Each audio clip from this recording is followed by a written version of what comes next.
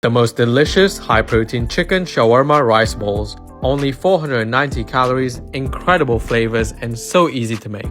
Season your chicken with fresh garlic, onion powder, parsley, smoked paprika, salt, pepper, cumin, and squeeze your lemons. Mix till the color changes. Then for the samurai sauce, you need fat-free yogurt, light mayo, hot sauce, salt, pepper, garlic, onion powder, paprika, and lemon juice. Mix till smooth and creamy. Then cook the chicken in light butter for 10 minutes till golden brown. Chop into cubes. Then in a bowl, add yogurt, cucumbers, tomatoes, salt, garlic, cumin, and parsley. Mix till well combined. Serve with golden rice, shawarma chicken, and the spicy samurai sauce. Then enjoy.